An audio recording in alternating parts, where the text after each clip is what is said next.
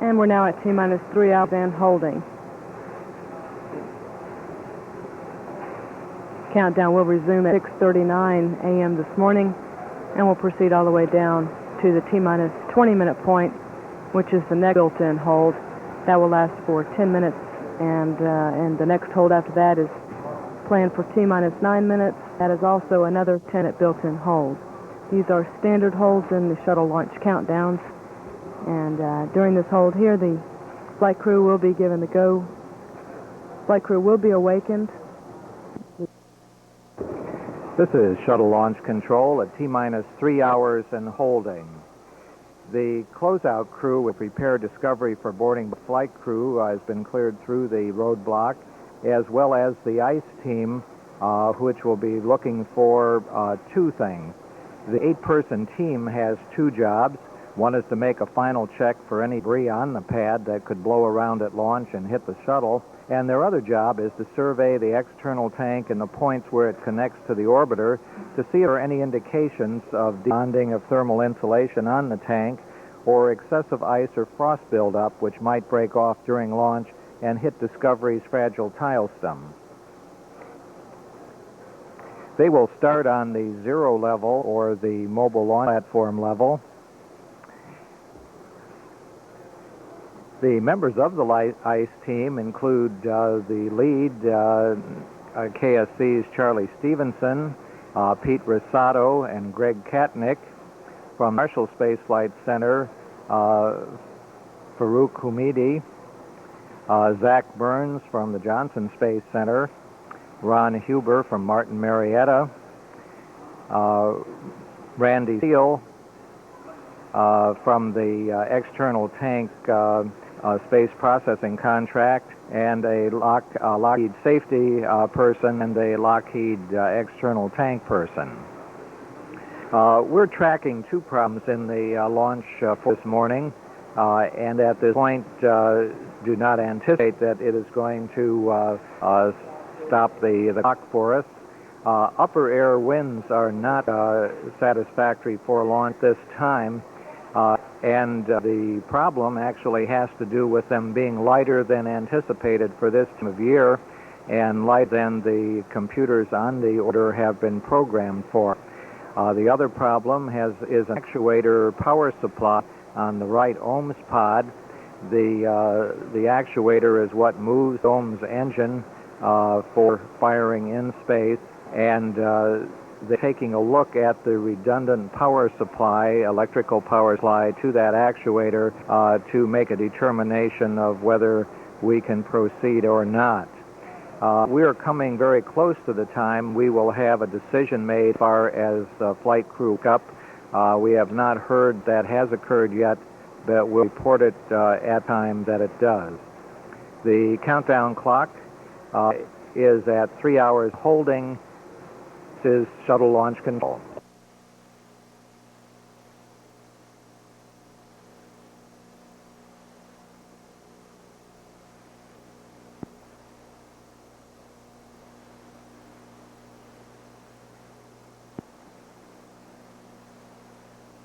Clock is at 3 hours and holding. This is Shuttle Launch Control.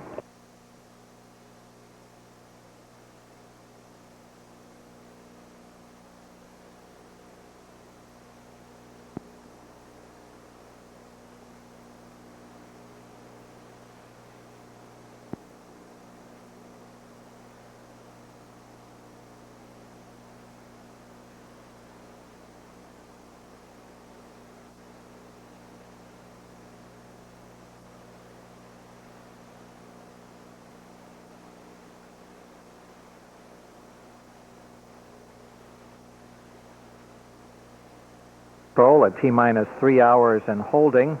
NASA Test Director Frank Merlino has been in contact with personnel over the astronaut quarters and has given them permission to wake the flight crew in preparation for this morning's launch of STS-26. Crew wake-up is one of the major milestones in the countdown as it signifies the launch team's confidence that the vehicle is ready for launch.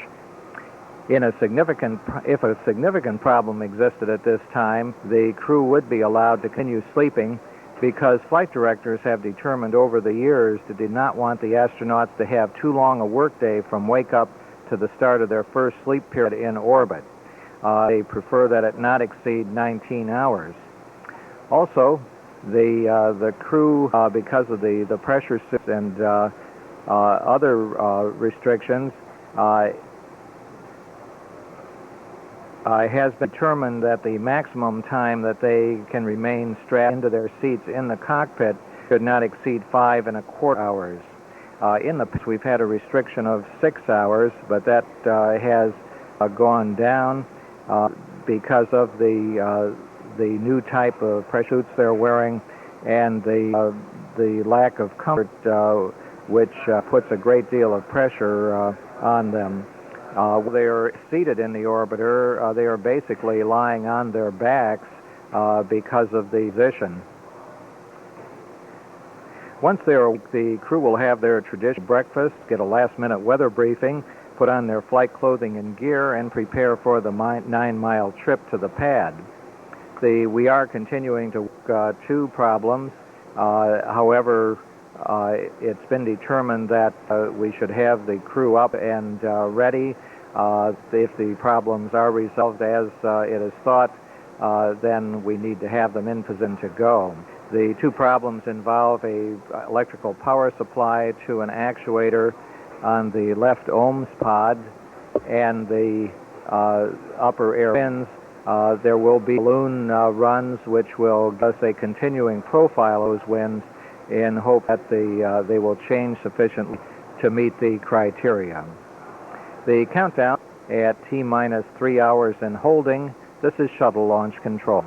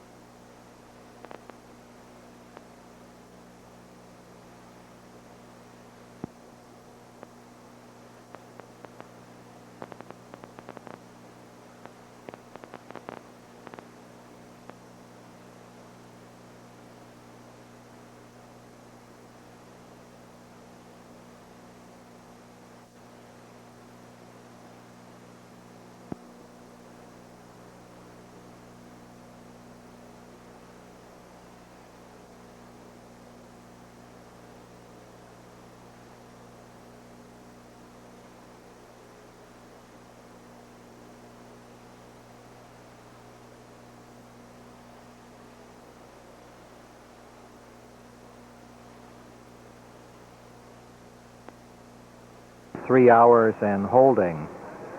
The ice team continues their work on the pad. They have been on the 0 level, and they'll be going up to the 195-foot level and the 205-foot level during the time that they're out there, or 215-foot level. On the 0 level, the deck of the shuttle's transportable launch platform, they inspect the tank's aft dome and the shuttle engines. They have a variety of equipment to use for performing their task. They have binoculars, a telescope, a special infrared scanner which can be used to determine the skin temperature of the tank at any spot they choose. They also can be seen carrying a bucket of ice which is used to calibrate the scanner in the same manner that TV camera people use white paper to color balance their TV cameras. After they complete their work on the 0 level, the next step will be the 135-foot level, which permits a good view down on the orbiter to external tank umbilicals. Then they'll go on to the 195-foot level, which is the point where the crew access arm extends from the service tower over to the vehicle and affords a view of the orbiter's forward attach point to the external tank. Their stop will be the 215-foot level, which corresponds to the very tip of the external tank.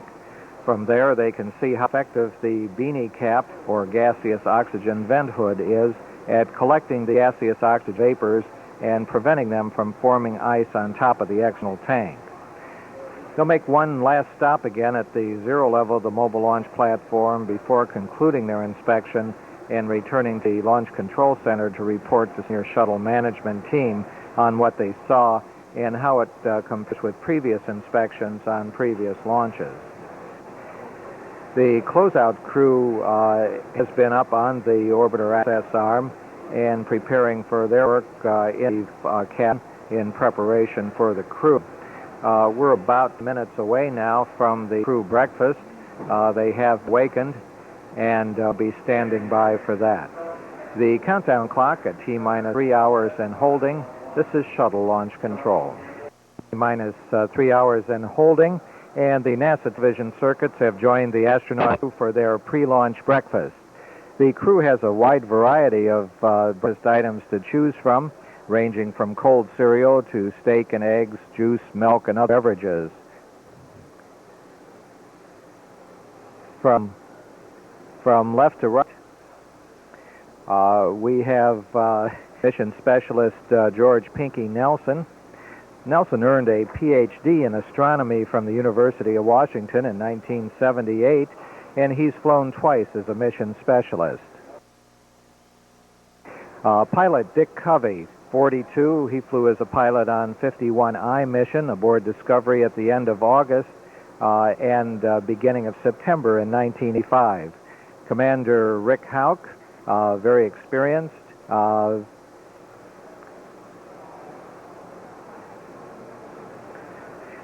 Dave Hilmers, mission specialist. And Mike Lounge, mission specialist, completing the crew. In front of them, sitting on the table, is the a cake which is designed to present the patch that has been adopted by the crew for this particular mission. One of the great mysteries is, because we never see it, is whether the crew actually eats that before launch, or maybe whether it's frozen for when they get back.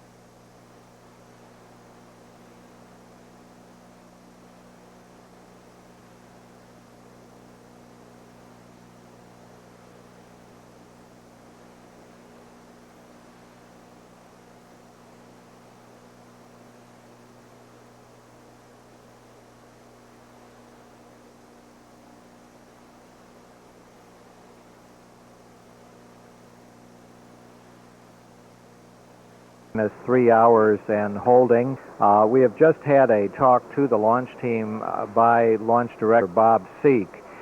Based on the problem with the wind loft, which have not improved as of the last weather balloon data, we are going to extend the build-in hold that we are presently in, the 3-hour build-in hold, for an extra hour and delay the suit up and the crew ingress for an hour with the beginning of a possible launch now, not before 10:59.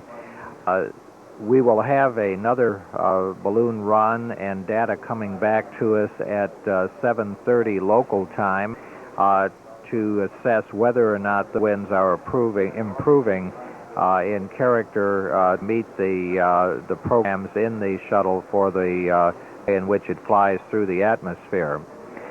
We have a launch window which extends to 1:59. Originally, that had been cut down some because of the concern about having the flight crew in their seats for longer than about 5¼ hours. However, that has been reinstituted, and the range has indicated their ability to support a launch window through 1:59. To repeat, the launch will occur now no earlier than 10:59 a.m. Eastern Daylight Time this morning. We are adding 1 hour to the built-in hold that we're presently in. We were scheduled to come out of that built-in hold at 6:39 local time. This would bring us out at 7:39 at the earliest. We do have a launch window which ends to 1:59 and can wait longer if it should necessary to do that. Everything has gone very well in the countdown overnight. The tanking process was very smooth with no problems, and the suspected problem with a power supply to an actuator on the left OMS engine has been resolved satisfactorily too. That is working properly now after a number of tests. So at point, we are at T-minus 3 hours and holding. We will continue to hold for another hour and 5 minutes while we continue to assess the upper level winds. This is shuttle launch control.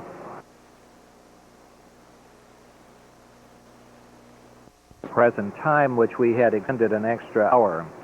The only problem which we're tracking at present time has to do with the upper level winds, which are spring-like in their character and light rather than being from a different direction and heavier as you would expect at this time of year.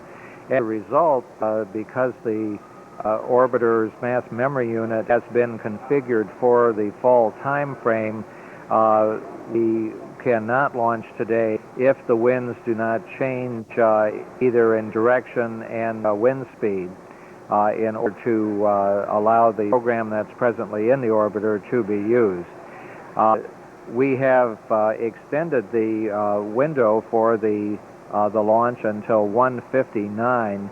This was the original window and had been shortened previously to allow the crew to get in earlier but not stay in the cabin on their backs for more than 5 hours and 15 minutes. The 1:59 is supported by the lighting condition at the transoceanic abort sites. There are charts that people have, which were earlier launch dates, that show that window closing earlier. But 1:59 is the present end of the launch period, based not only on the capability of the inertial measurement units in the orbiter, the redundant inertial measurement unit in the IUS upper stage on the TDRS to support that kind of hold, and also by placing the flight crew an hour later, it also conformed to the requirement that they not be in the orbiter too long on their backs before launch. Even though we have been holding, we have continued with the tasks that need to be conducted. The astronaut support person, Rick Heeb, has installed the lithium hydroxide canisters in the crew compartment. These canisters are part of the cabin air revitalization system. Cabin air is ducted through 2 lithium hydroxide canisters, which removes carbon dioxide, and activated charcoal removes odors and trace contaminants. These canisters are changed alternately every 12 hours during the mission. Other systems monitor the proper mixture of oxygen and nitrogen for breathing and maintain proper pressure, humidity, and temperature in the cabin.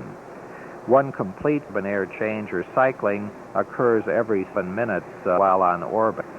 The countdown clock at T-minus 3 hours and holding. This is shuttle launch control.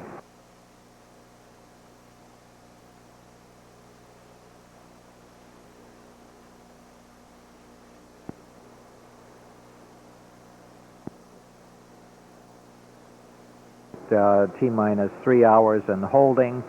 We are in an extended 3-hour build-in hold. Originally it was a 2-hour one, extended it to 3, while awaiting results from another high-altitude balloon, which we expect to have back here about 7:30. In the meantime, the NASA test director, Frank Merlino, has given a go to the crew to begin their suiting process, and they are presently in the suiting room, and we will be bringing pictures on NASA Select of that in the near future. NASA Select television carrying scenes from the suit room in the OMC building at the Kennedy Space Center. They're in the process of putting on the pressure suit that the crew will wear on future missions. This is the first time since STS-5 that the crew of the shuttle has worn pressure suits during launch and entry phases flight. In the foreground, Commander Rick Hauck in the process of putting on his pressure suit, and then in the background you can see Mission Specialist Mike Lounge waving at the camera there, and the other crew around the room. One of the interesting things was that this particular suit was Mission Specialist Pinky Nelson, who has on his launch and entry helmet, Dave Hilmers, who is in the process of completing his suiting up process as well. The flight crew understands, though, that despite the fact that we've asked them to go ahead and put on their pressure suits, that we still have not had a go from the weather people, and at this point have not received results of the last balloon, which we expect to have come in about 7:30. It's just that they are going to be ready if we decide to take them to the pad. The launch window has been extended to 10:59 or to 1:59 p.m. Eastern Daylight Time, and we will have slipped all of the crew activities to ensure that they don't spend too much time in the orbiter lying on their back before we get to the end of that window. We'll be standing by here at Launch Control Center for the results of the last balloon run. There will be two more balloon runs after this. One will be launched at 8 a.m. this morning, and another at 8:45. It takes approximately 2 hours to get the results back. So we will be looking very carefully to see what the trend is. The problem is that the wind is much lighter and from a different direction than the vehicle is programmed to be taking advantage of, and that's because the air is more like a springtime state than it is for this time of year. When the flight programs are developed, they are done on the probability of what we should be able to expect. The countdown clock at T-minus 3 hours holding. This is shuttle launch control. Minus 3 hours in holding. We have approximately 6 minutes remaining before coming out of this build and hold and proceeding with the count down to the next build and hold, which is T-minus 20 minutes. We have made a determination that the flight crew will proceed out to the pad when they complete their suiting up and other activities. The test director, Frank Merlino, has called the crew quarters and verified that the test team and orbiter are ready to support the flight crew's departure and subsequent arrival at the pad.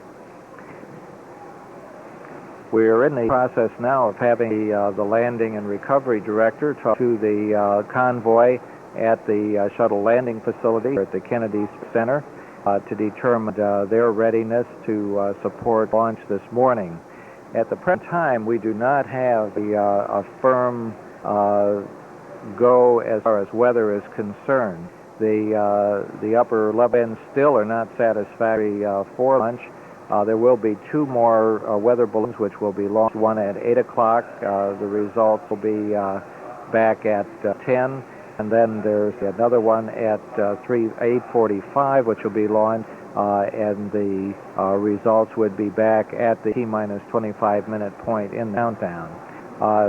These particular weather balloons are very high-altitude ones, going up to approximately 100,000 feet. We have just a little more than 4 minutes remaining in this particular hold. This is shuttle launch control.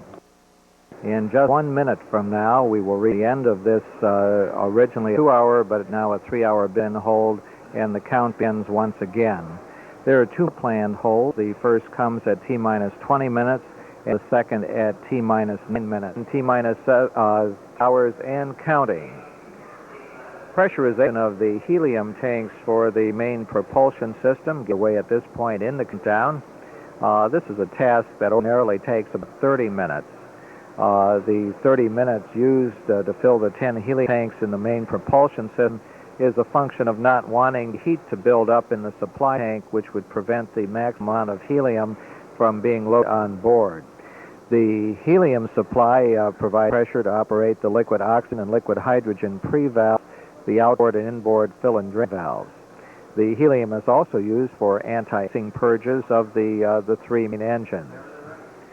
The count clock at T-minus 2 hours, 59 minutes and counting. This is shuttle launch control.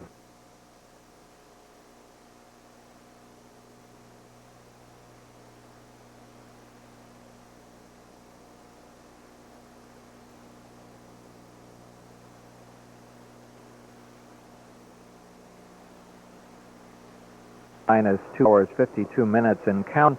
The launch team leaving the suiting room now and coming down the hallway on their from their third floor crew quarters area to an elevator which will take them to the ground floor. They'll leave the building and climb into the waiting astronaut van. Doors closing now, and the crew on their way downstairs.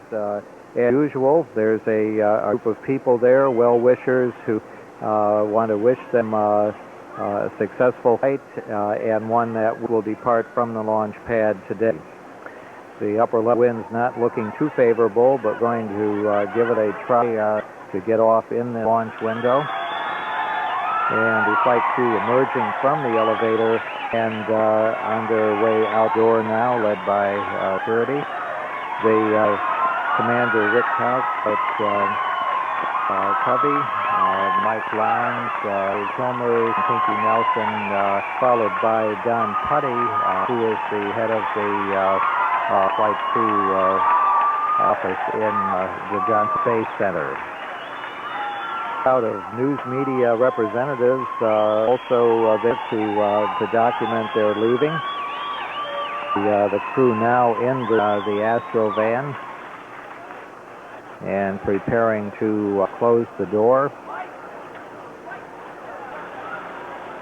On its way to the pad, Astro van will have a security force and medical escort, and a few members among the crowds of people who are into the center to the launch may get a brief glance at the 5 crew members as the convoy moves by. We're now less than we're very close to 3 hours away from a possible launch time. 10:59 would be the earliest at the moment. And the Astro band about to move off. But stand by. The people who wait to see the crew have to stay well back because the crew is under a very strict requirements as far as their proximity to people is concerned during the last couple of weeks prior to launch to ensure they don't get any cold. The Astro van now moving away, and 39B, where the Shuttle Discovery is standing by for their arrival. In the crew compartment, the astronaut support person Rick Heeb has been in the process of configuring the switches for crew arrival and ingress, in which turn off various the reaction control system and the order maneuvering system jets to ensure that they're not able to be activated in case the crew brushes against them. The countdown clock at T-minus 2 hours, 48 minutes, 30 seconds and counting to shuttle launch control.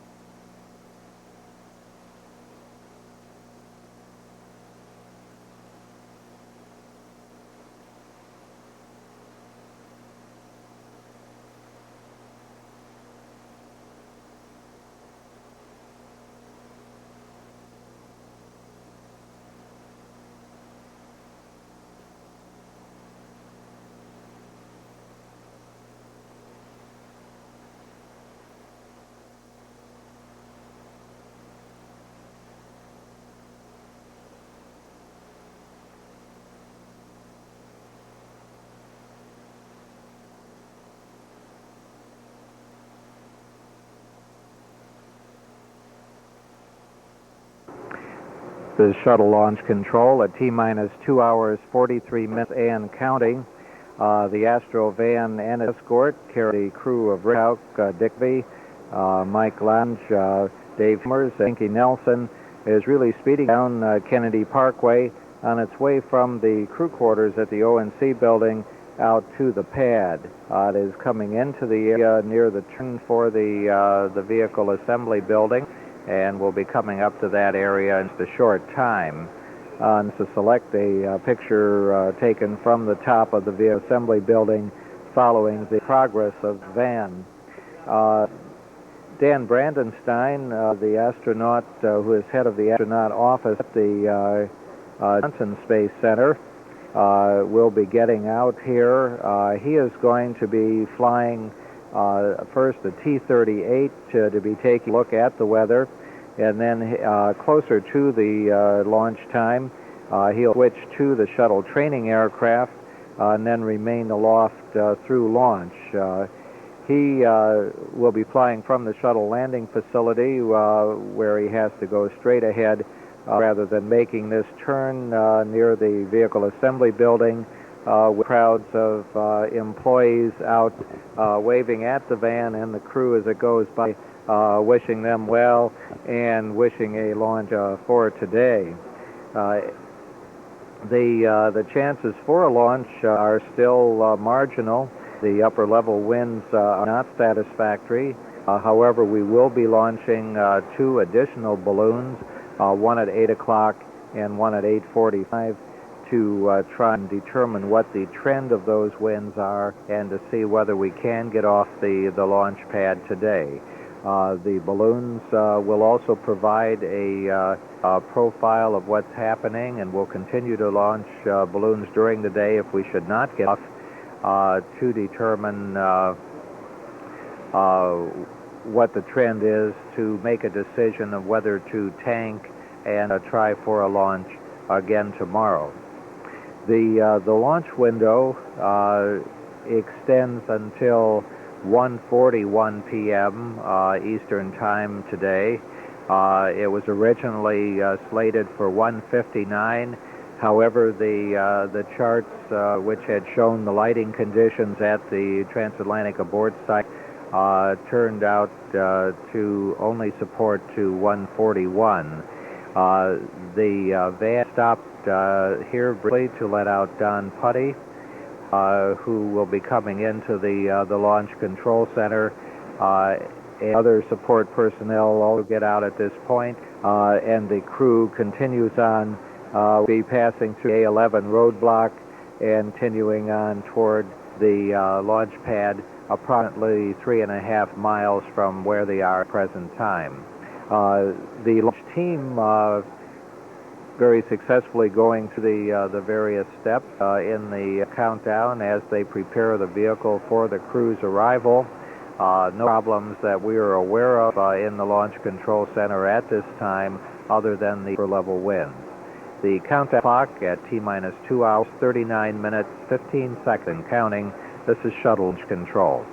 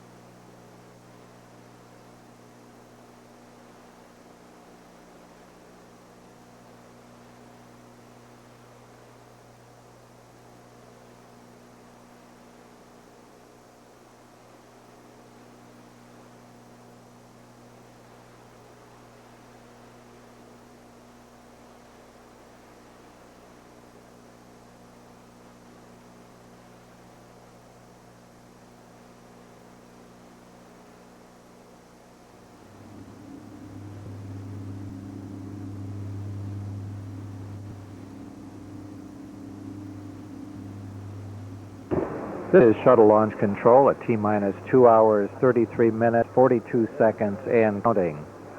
The Astrovan has made itself way past the roadblocks. It's proceeding up to the pad surface, where the astronauts will get out and take the elevator to the 195-foot level of the service structure. Then they'll walk across the crew access arm and into the flight room, where they'll put on the rest of their equipment and helmets before entering the orbiter. The closeout crew has been making final preparations for the crew's arrival, which is in the cockpit, has been positioned by astronauts Rick Heeb, Ken Cameron. This is necessary to ensure the crew members do not inadvertently cause the reaction control jets to fire if they should brush against the controls in their bulky pressure suits getting into their seats. Switches have all been configured the proper settings to prepare the vehicle's electricity-producing fuel cells for using the onboard cryogenic reactants when ground supplies are terminated about 3.5 minutes before liftoff. Orbiter navigation aids, the tactical air navigation radar altimeters have also been activated.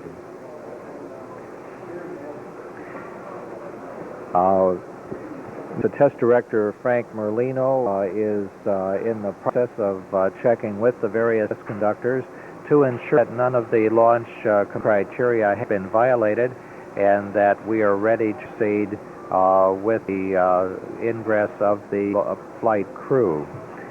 The Astrovan on the pad surface, and the crew ready to get out will be met by a couple of the closeout crew technicians who will help them to the elevators and accompany them up to the 195-foot level where the crew access arm is. And they're the first group up at the 195-foot level getting out. Commander Rick Hauck and pilot Dick Covey will be the first ones to enter the orbit. And they will be the first probably go into the white room and prepare for that. In the white room, the closeout crew standing by to assist with that process.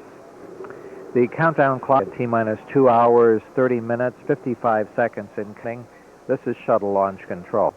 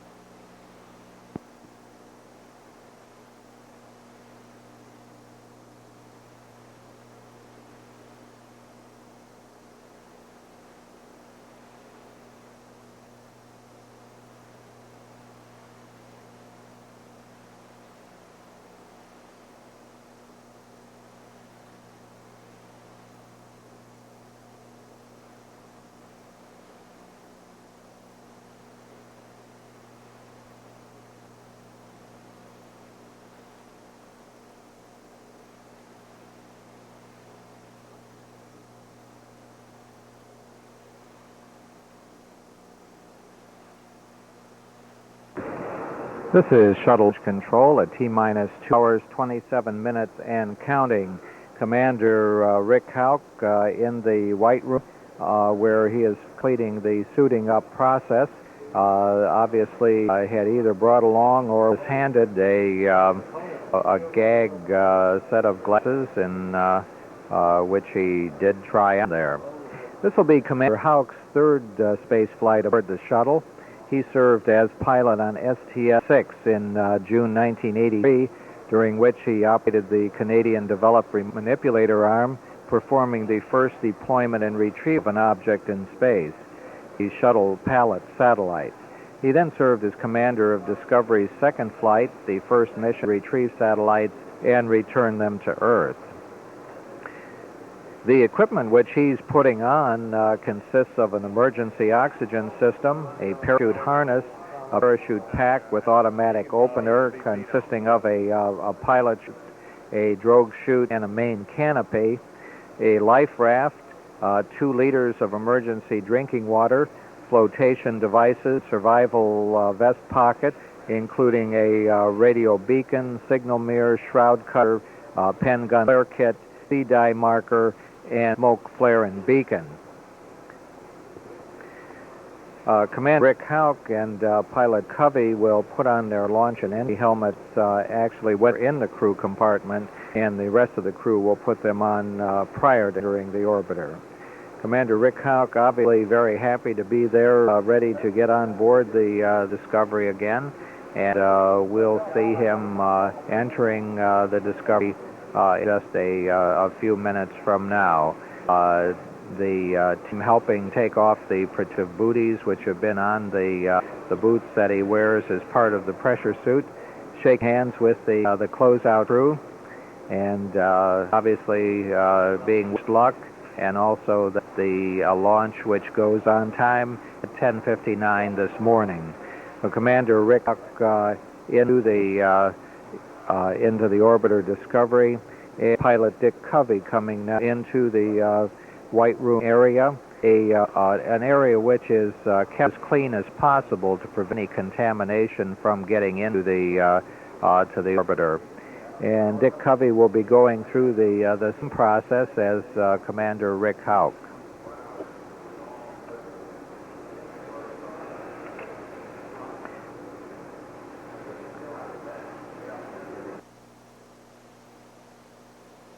Town.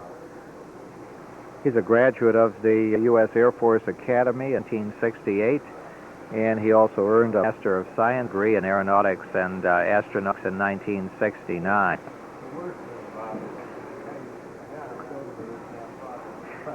Between 1970 and 1974, Covey was an operational fighter pilot.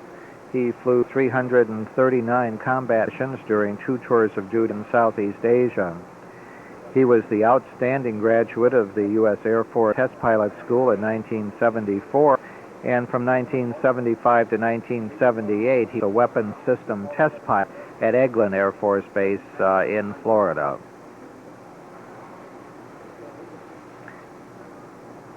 The process of suiting up, entering the orbiter, has been complicated by the addition of the pressure suits and the process of putting on the emergency type equipment that needs to be put on. So Dick Covey in that process, and he'll be entering the orbiter just a few minutes from now. The countdown clock proceeding at T-minus 2 hours, 22 minutes and counting. This is shuttle launch control.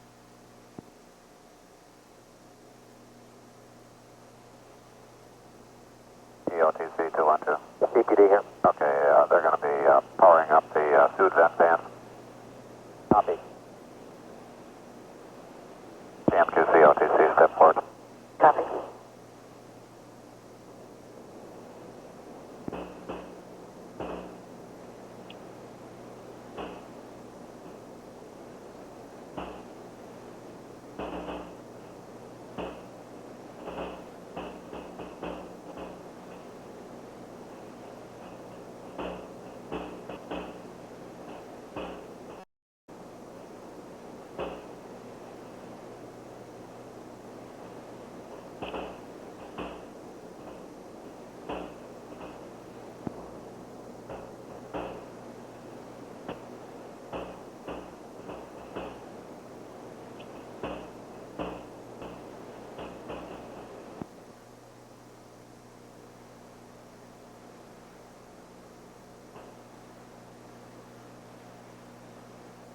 OTC, CDR, good morning. Good morning, CDR. Well aboard. Read you loud and clear. Do any echo this morning? No, very good, thank you. Okay, read you loud and clear. 422 is complete and you got to go on 423. Copy. Thank you. This is Shuttle Launch Control at T-minus 2 hours, 14 minutes and counting. NASA Test Director Frank Merlino has just spoken to Commander Rick Hauck to let him know that the latest balloon data still is not satisfactory. It had improved just slightly. The next dump of the balloon data would be approximately an hour from now. We will continue to launch balloons as we go into the launch window, which extends until 1:41 p.m. Eastern Daylight Time today. The 1:41 cutoff being because of lighting at the transoceanic port sites to ensure that there is satisfactory lighting for a landing, should a landing be necessary.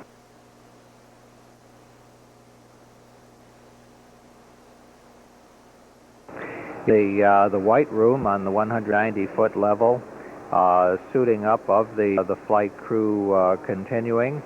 Pilot Dick Covey already in the orbiter and being placed into his seat up on the flight deck. This requires adjustment of the seat, the rudder pedals, to ensure that they are comfortable and he is able to reach them properly. Mission Specialist George Pinky Nelson in the white room put on his emergency gear over the pressure suit, and then he will be entering the orbiter to take his seat. He is going to be seated in the mid-deck area, where the rest of them will be on the full deck for this morning's launch. Driver switches whenever you are. Okay, we're not quite there yet. I'll give you a call in a minute. Okay, copy that.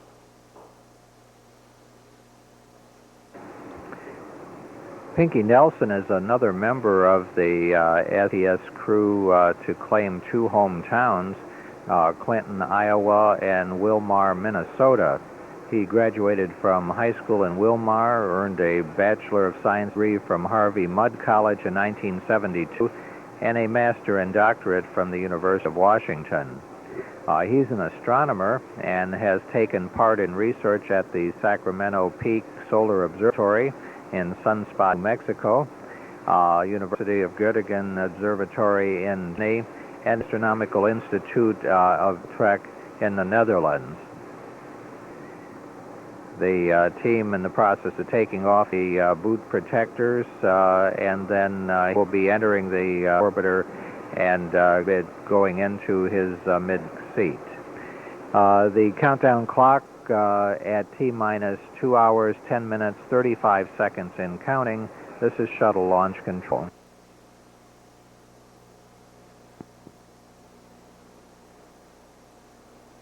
Okay,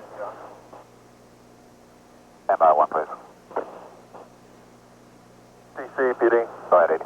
Okay, have you your configuration? Hours and counting. Mission Specialist Mike Lounge is in the white room now, preparing for ingress into the orbiter Discovery. Mike Lounge's grad degree is in astrophysics, astrogeophysics from the University of Colorado, and he served as a mission specialist on 51I with Dick Covey. He's a graduate of the Naval Academy at Annapolis, and he served as a radar intercept officer on an F-4J Phantom, participating in 99 combat missions in Southeast Asia during his time in the military. He was born in Denver, Colorado, but considers Burlington, Colorado to be his hometown, and his parents still reside in Burlington.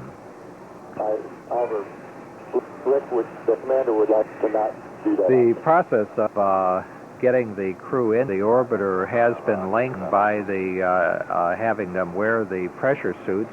The pressure suits, though, are a part of the new safety system and the escape system, which would be possible from the orbiter in certain circumstances. The crew would be able to bail out if the orbiter could be put into safe horizontal flight at about 60,000 feet in the case of losing engines and not being able to make it to a landing, which is capable of taking the orbiter either during the launch process or on the entry process.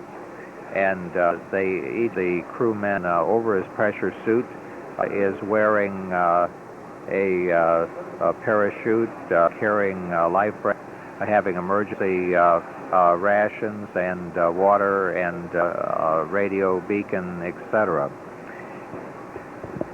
At this point, the ground launch sequencer computer program has started in the integration console here at the firing room.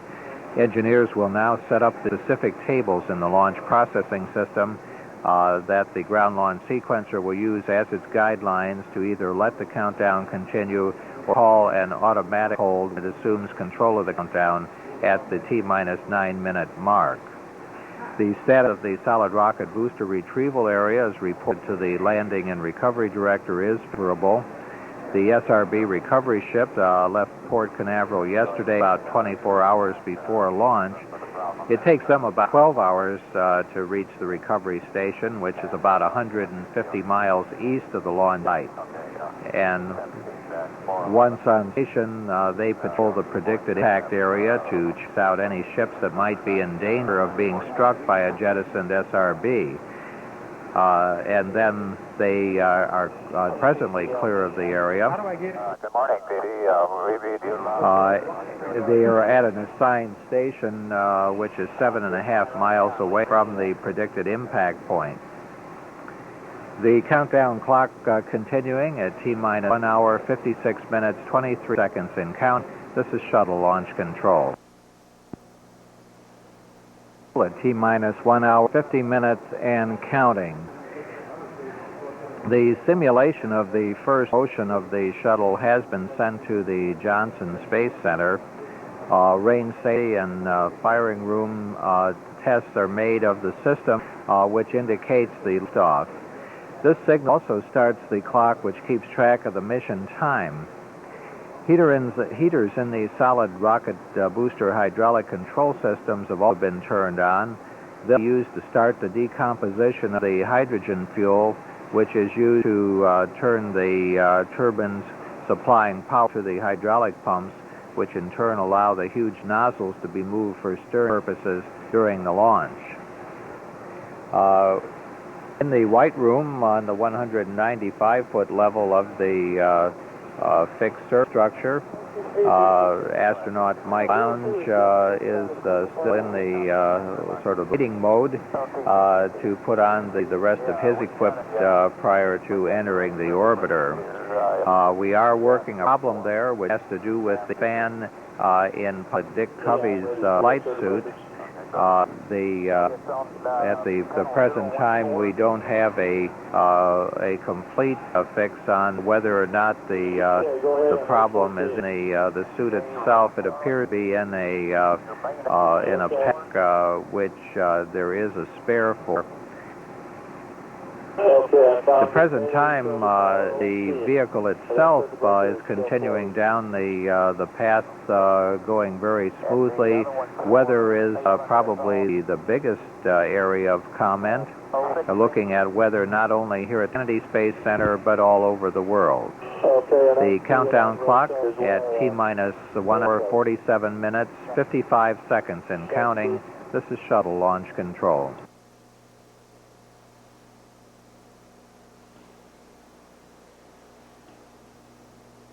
T-minus 1 hour, 40 minutes and counting. The launch team is tracking a couple of problems at the moment. On the air-to-ground loop, you've heard conversation about a fuse, about the fan. This is a fan which is located on the seat for the crew members, which provides cooling air into their suits. The fan is not hooked up to the suit until the crew member actually gets in the seat. The one for pilot Dick Covey is not functioning properly. There is a fuse in the box which they are presently attempting to replace and to locate the replacement fuse for. At the same time, we're continuing to track the upper level wind and try and determine whether the trend is in a satisfactory direction and if we're likely to get to a go condition prior to the closing of the window at 1:41 this afternoon. The ice team, which was out at the pad surveying the external tank and the various connections to it, did come back and report on an S-shaped ice frost line on the external tank dome. This is about 10 inches long. They are in the process of evaluating whether that is a problem or not. The countdown clock continuing, the ingress of the flight crew taking longer because of the problem with the suit fan. We have only Commander Rick Hauck and Dick Covey on board at the present time. And we will proceed as the problem gets resolved. Because of the uncertainty of the wind and the weather problems, we are continuing the countdown. We will go to the T-minus 9-minute hold point, and we will continue to hold at that point if necessary to wait the results of the latest weather balloons and to resolve any other problems which may arrive between now and then. The countdown clock, T-minus 1 hour, 37 minutes, 14 seconds and counting. This is shuttle launch control. And we need... Dave Hilmers is presently in the process of completing his suit up for his ingress into the orbit also. Dave Hilmers was born in Clinton, Iowa, but considers DeWitt, Iowa as his hometown. A brief picture there of a small aircraft that violated the airspace here at the Kennedy Space Center, flying in the area around the launch pad B, still out at a little ways, but nevertheless in violation of the airspace. Dave Hilmers presently ready to enter the orbiter. The closeout crew taking off the protective booty on his boots. Dave was a U.S. Marine pilot prior to joining NASA and logged more than 1,500 hours. He was named an outstanding scholar athlete in the West Conference in 1971, and he graduated summa cum laude from Cornell College in 1972. He was selected as an astronaut candidate in May 1980 and completed his candidate training in 1981. In 1983, he was selected as a member of the Launch Ready Standby crew. The recommendation is if the crew... The countdown continuing, although we are working problems, including the suit fan for the pilot Dick Covey at the present time. Continuing to watch the weather very carefully. We expect to have another update from the weather balloon about 20 minutes from now. The countdown clock at T-minus an hour, 25 minutes, 35 seconds and counting. This is shuttle launch control. Hour, 19 minutes, 57 seconds and counting. The pre-flight calibration of the inertial measurement units, which start back at the 5-hour mark, have been completed. The systems engineer at the Guidance, Navigation, and Control Council reported that he was ready to proceed with the inertial measurement and attitude determination as soon as the Greenwich Mean Time adjustment is complete. The mission timer can show either Greenwich Mean Time or mission elapsed time, and can be adjusted within 1/1,000,000th of a second, either by ground command via uplink through the onboard computer, or by the flight crew through the use of the flight deck display and control panel keyboard. The inertial measurement units are used to tell the guidance systems on the orbiter where it is in relationship to its launch pad here at the Kennedy Space Center. Each IMU contains 2 accelerometers to sense accelerations of the vehicle, and 2 gyroscopes to provide a stabilized 4 gimbal platform to provide attitude and velocity information with respect to known coordinates. The navigation system used by shuttle uses a standard reference point that's based on the position of the stars as they were at the time of the vernal equinox in the 1950. The complicated process of aligning the inertial measurement unit begins when the units are calibrated during the early part of the countdown. And the next step, the one about to be accomplished, is to make the transition from a calibration to an operational mode. The countdown clock continuing at T-minus 1 hour, 18 minutes, 5 seconds and counting. This is shuttle launch control. Roger, several of us want to breathe off our suits right now. We understand that's not a problem. No problem with others. Okay, we're doing that.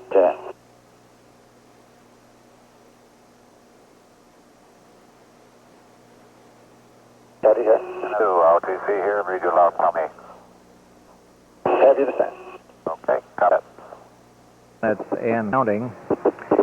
We have just had word, for those of you who are listening on the net, that the fuse that they're waiting for to try in the cooling fan, which is used for the cooling of the flight suits, it has arrived at the roadblock and is going to be taken out of the pad.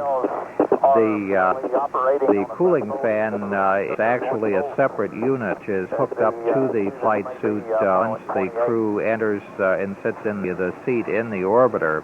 And this particular one is used for cooling the flight suit of pilot Covey. At the present time, we're standing by to see whether that works. All of the crew members have gotten into the orbiter and been placed in their suits and are in the launch position at the present time. Weather, of course, is the primary concern that we have this morning as we go through the countdown up to the minus 9 minute point. We launched additional weather balloons which go up to the 100,000 foot level. The one is at 8 o'clock this morning and the other at 8:45, and we will receive the information back about 10 o'clock from the first one. At the present time, the earliest possible launch time is still 10:59.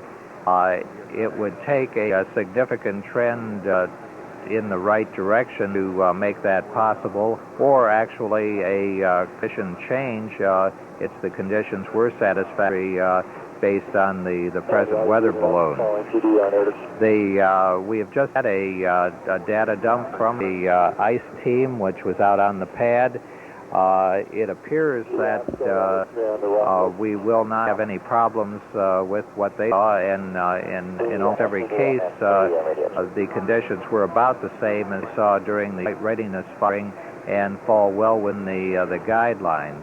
The pad was reported to be extremely clean with no debris that would be a problem at all.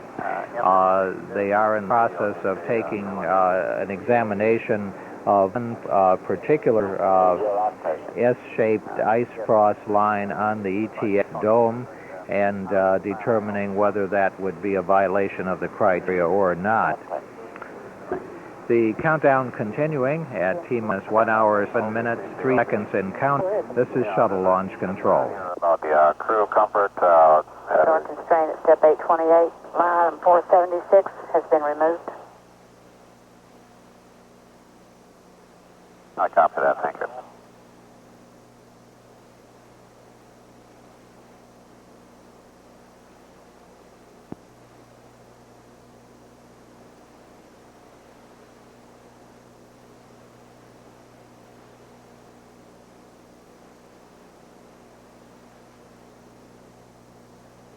We're coming on the 1 hour point in our countdown. Just about 30 seconds away from that. The pre-flight alignment of the inertial measurement units started on time about half a minute ago. The pre-flight alignment will be complete during the hold at the minus 20-minute point, just before we put the onboard computers into their final countdown configuration. The pre-flight alignment cannot be completed more than 10 minutes prior to the computer transition to what is called Ops 1. This occurs when we come out of T-minus 20-minute hold. However, if it's delayed longer than 10 minutes allowed, then the pre-flight alignment must be performed again. The solid motor chamber pressure tests began about 3 minutes ago, and they have been completed now. And safety officials have confirmed that fire and rescue personnel will be on station at the shuttle landing facility just outside the pad danger area by T-minus 30 minutes.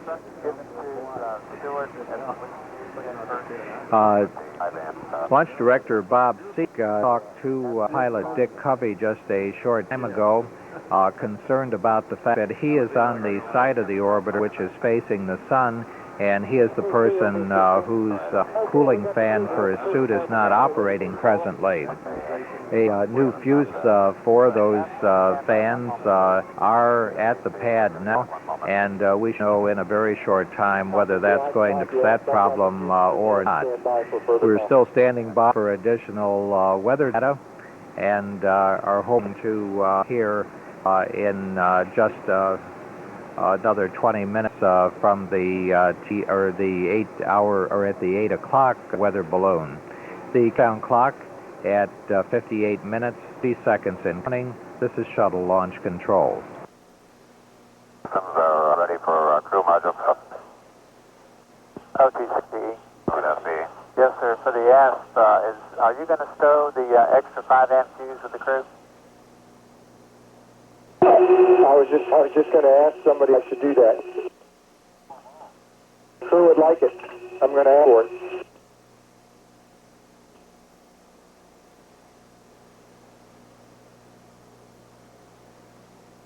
Control at T-minus 52 minutes and counting. The replacement of the fuses in the 2 suit fans which were not operating properly has been completed. The fans are running, and those fans were for pilot Dick Covey and mission specialist Pinky Nelson. There are additional fuses, 5 amp fuses, which are being stowed on board in case there'd be a need to replace them in the future. And there are some 6 fuses which also will be placed on board that have been approved for use if necessary in an emergency. In the meantime, the astronaut's person, Rick Heeb, is in the process of completing the closeout of the flight module.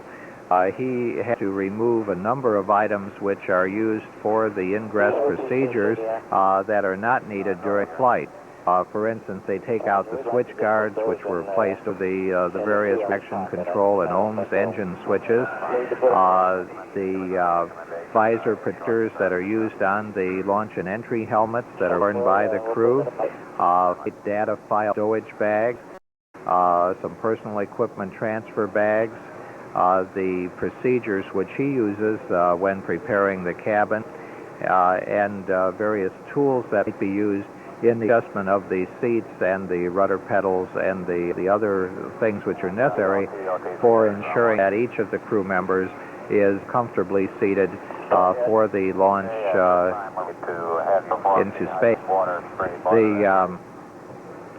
We are continuing to wait results from the weather balloons to see whether we will be able to go this morning. The countdown clock is proceeding, though, towards the T-minus 9-minute hold. Actually, we'll stop at T-minus 20 minutes for the 10. Then we would pick up on time and down to T-minus 9 in order to not have to go through the realignment of the initial measurement units. The countdown clock at T-minus 49 minutes, 38 seconds in counting to shuttle launch control. I copy that. Count. We're about to go into the communication checks between the members, first commander, then pilot, then the 3 mission specialists in the orbiter, and they will first check their communications with the on the single links between the orbiter and the control center here at the Mission Control Center in Houston. And then after they have completed those, they do what's known as the simul voice checks, which you'll be hearing them talking about on the loop, which actually make use of two links and the simultaneous or back systems that are used to communicate. The process of closing up the crew cabin is still underway, and it's necessary to go through the initial part of those voice checks prior to closing the hatch, which normally would be done at this point. Once the hatch is closed, then the Commander Rick Hauck will be asked to perform the first couple of cabin leak checks.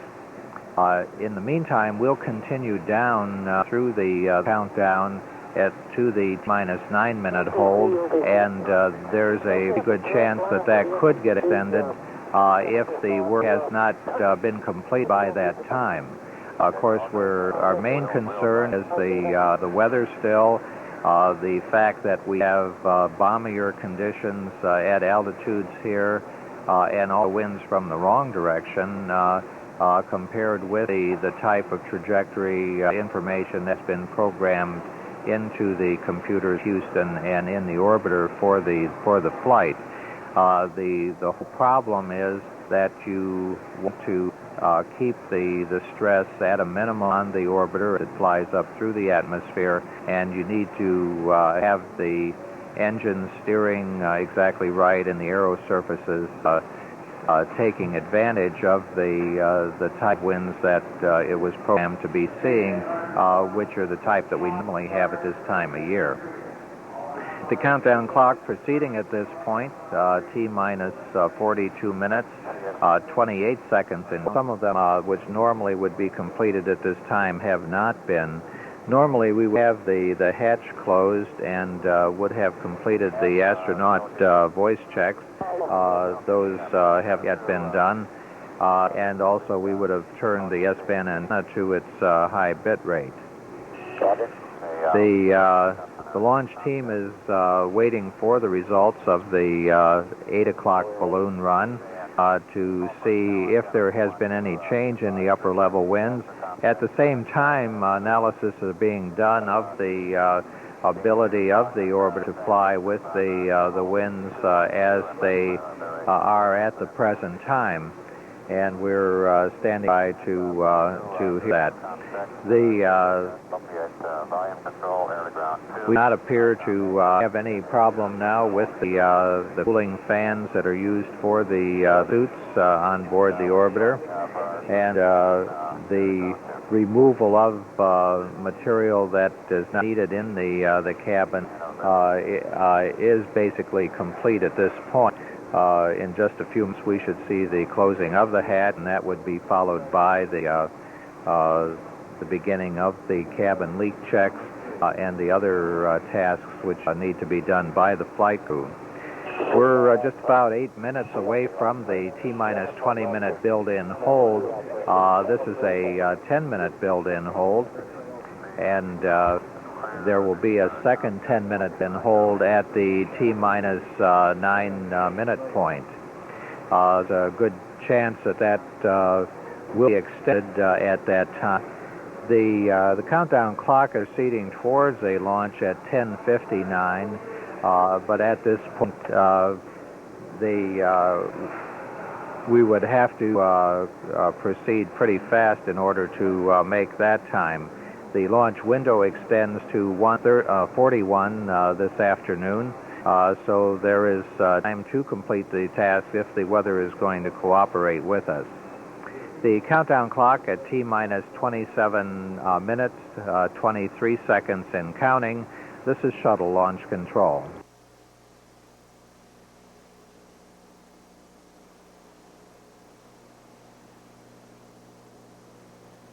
Flight crew, this is the OTC on air-to-air. How do you read, please?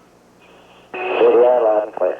VLT. MS1, MS2, MS3.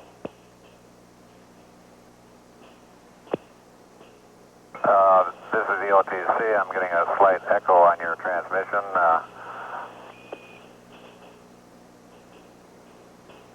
Well, we don't have one. Sounds good on that of the boat.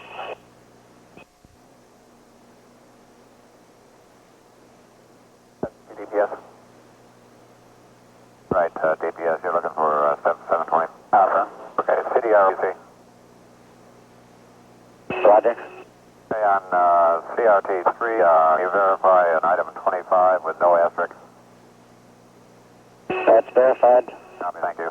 DPS, copy, thank you. Okay.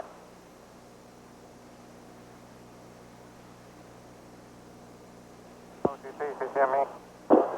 Go ahead. Report completion of 675 and 676. Discovery Houston, over. Okay, we copy. Roger. I'm going to give you a long count and see if we can't adjust it. 5, 6. This is Shuttle Launch Control at T-minus 20 minutes, 48 seconds and counting. We're just a few seconds away now from the T-minus 20-minute hold, and we will start the clock at that point. 2, 1. The launch crew has been going through voice checks with Houston, and they're testing their capability to communicate with the Mission Control Center. And we have had a go for the closing of the hatch. The closeout team working very quickly on the hatch securing. Once they have actually gotten the hatch closed, then they have to put in insulation plugs. Coming up on the T-minus 20-minute point, T-minus 20 minutes and holding. This is a 10-minute build-in hold, and we will come out of this hold and continue to count even if we do not have all of the tasks done that need to be done up to the point. We will count down to the T-minus 9-minute point, which is another planned hold, and we would hold as long as necessary in order to complete the work. During this T-minus 20-minute hold, all of the computers in the firing room or control room are configured with proper programs for the final portion of the countdown. When we come out of hold, Discovery's onboard computers will be transitioned into the Ops 1 configuration, which is the terminal count configuration. Also during this hold, the orbiter's inertial measurement units will complete their pre-flight alignment and will go into the inertial mode.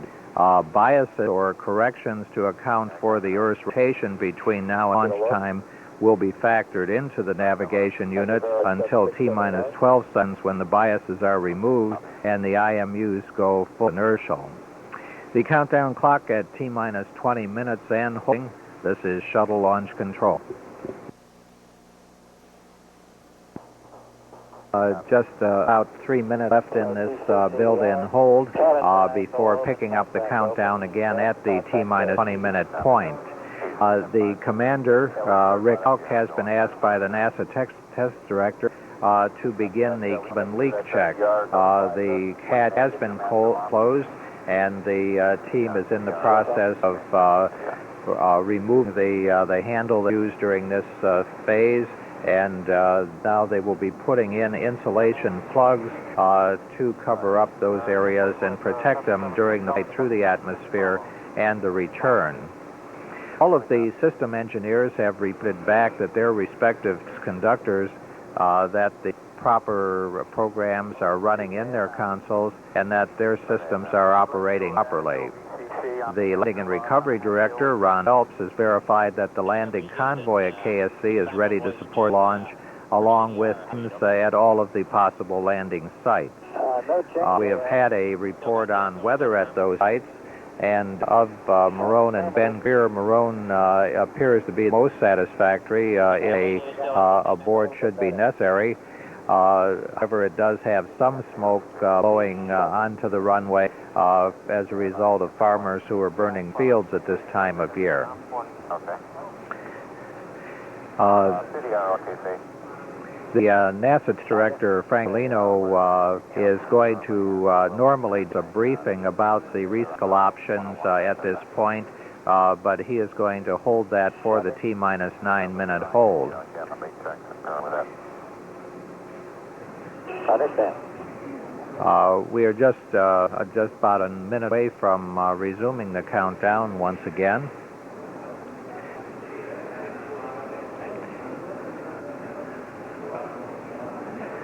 We have just had word from Frank Merlino, the NASA test director, that the clock will resume on his mark. It's about 40 seconds from now.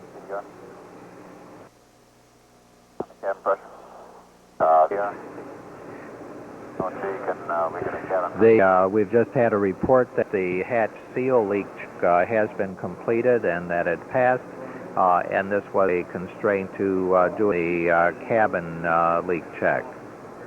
Okay. This is MS2 reading 01. Just 10 seconds away from picking up the countdowns again. TDT is 0. Okay, we copy 4.5. And T-minus 20 minutes and counting. Yeah, we copy. Yeah, we copy that. Thank you. In our countdown, T-minus 19 minutes and counting. We have just heard that the redundant set computers on board the orbiter have transitioned to the OPS-1 program, and also that the backup software also has transitioned properly. Okay, we copy that. Thank you.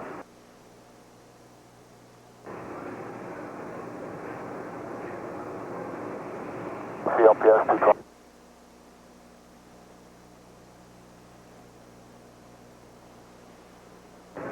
T-minus 18 minutes and counting, continuing to move through the various checkpoints here in the countdown, and that's exactly what a countdown is. It's simply a list of the steps that you have to go through in order to launch a shuttle.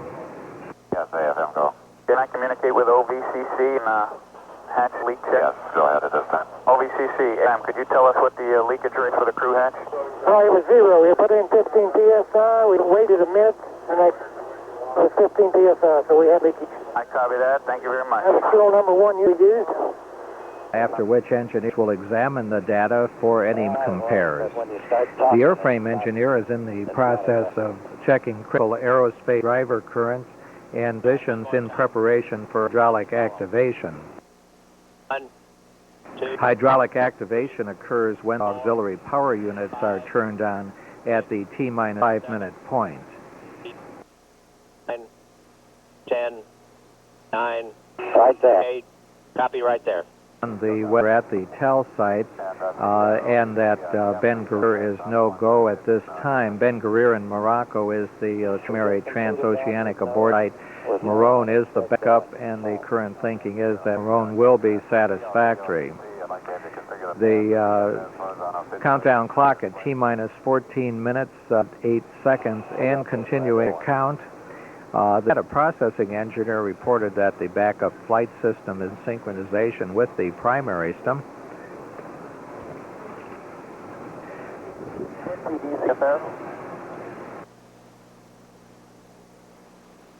Yeah, VFS NTD is on channel 232. Do you have a problem? Point in countdown. The boost test director is asked to start the gaseous nitrogen purge of the aft skirts and the solid rocket boosters.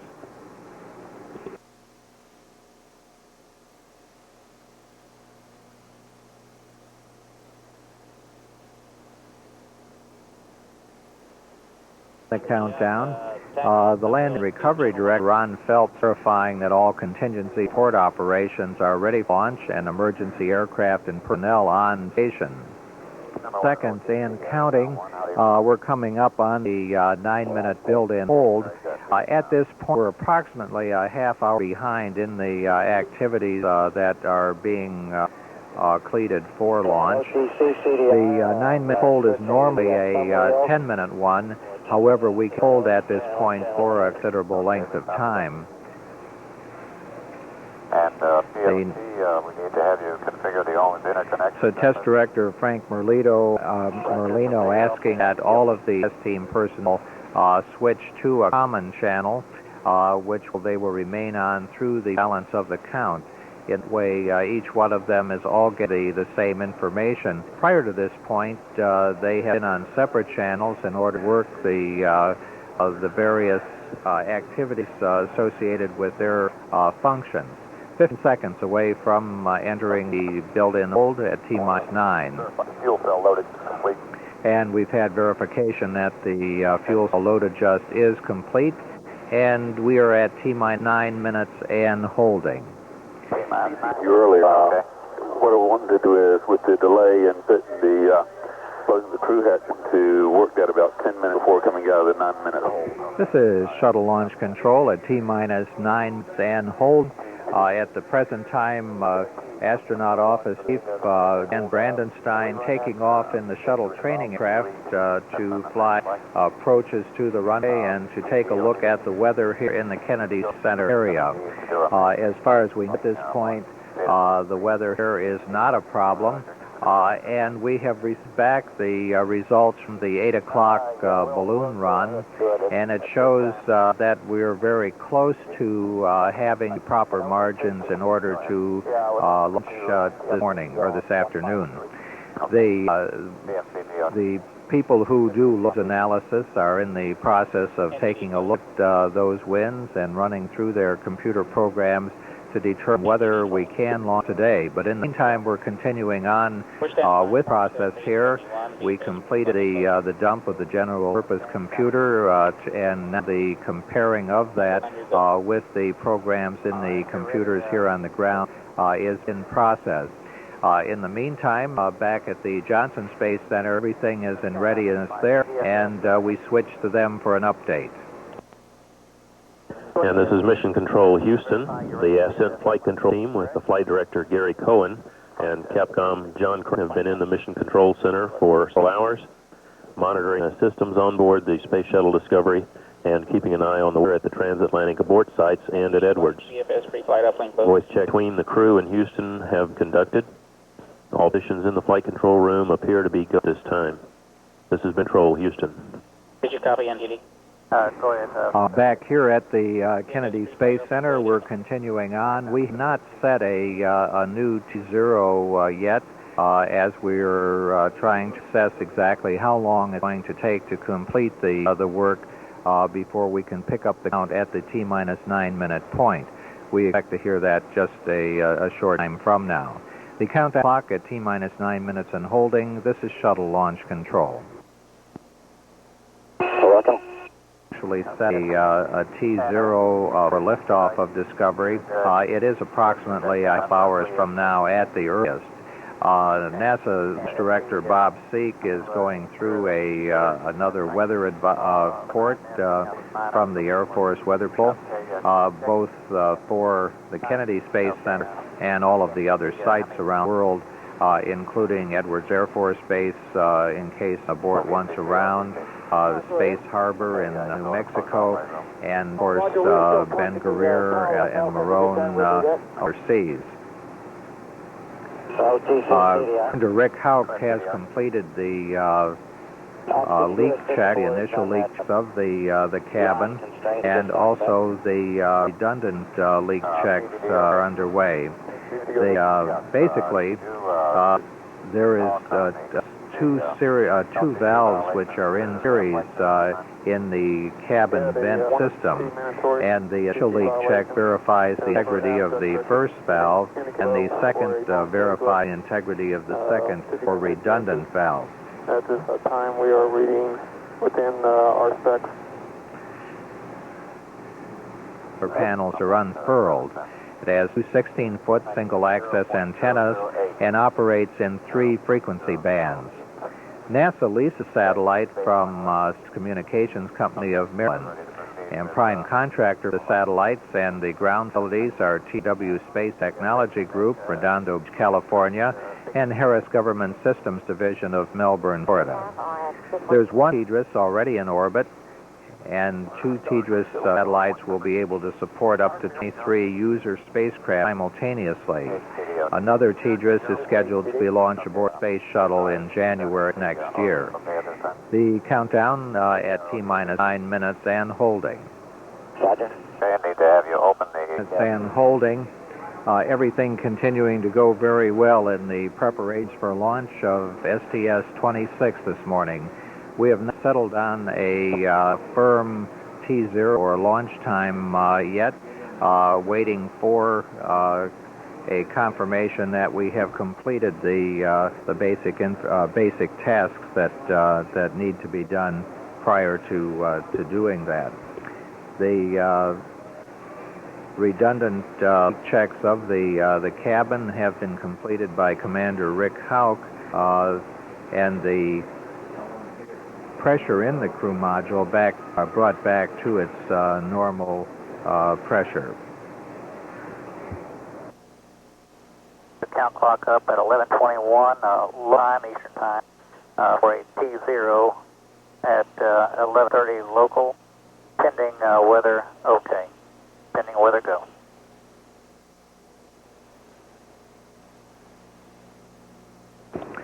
That was NASA Test Director Frank Merlito briefing the team on the minus 20-minute build-in hold as we work towards a liftoff this morning at 11:30 a.m. In addition to the major payload on board the orbiter, the TDRS Tracking and Data Relay Satellite, which is owned and operated for NASA by Contel Federal Systems, there is a number of other payloads also on board, located primarily in the middeck. An automated directional solidification furnace, which is designed to conduct material processing experiments in a low G or a low gravity environment, an aggregation of red blood cells experiment, We'll get a date availability. an isoelectric focus experiment, which is a technique for separating compounds by utilizing the differences in their electrical and chemical properties. Another is the protein crystal growth experiment, and the physical vapor transport of organic solids experiment. The test director, Frank Merlino, has just run through a status check of the primary test conductors and crew to determine whether we are ready to proceed with the launch, and we have had an affirmative answer from A1. At this point, Bob Crippen, who is Deputy Director of the National Space Transportation Program for NASA, is conducting a poll of the mission management team. This is a procedure that became more formalized since the Challenger accident to ensure that no major manager has any hesitancy about proceeding with the launch. Is asking each of the element managers, NASA orbiter, Rockwell orbiter, NASA main engines, etc., to verify that they are sure that we should continue on. He will report his findings to the launch director. By now for Bob Seek, who is the Deputy Director of NSTS Program for Operations for NASA, to report to the launch director, and then we'll hear that we're ready to pick up the count. Question? Sure. Flight to STE-12.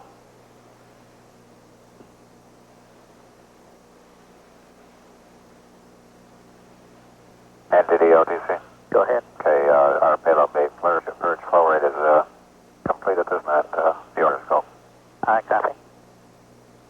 NTD from 212. Go ahead, fine. I have a short, brief weather status for the crew when we can work it in. Okay, now's a good time. Capcom, go ahead. Discovery Houston. Go ahead. Okay, I've got TAL weather for you. Prime TAL is maroon. The weather is clear and 7+. Altimeter 293. And your winds at maroon 250, 10 gusting to 15. At breakdown of 7 knots of gusting to 11 knots of headwind, 7 gusting to 10 knots of right wind. Bengler is currently 10,000 broken, 22,000 broken in 7. It's no-go for winds. The winds are currently 07015, gusting to 20. They also have Berga within 15 miles of the field. Banjul, currently 1,200 scattered, 800 scattered, 13,000 scattered, and winds 050 at 6.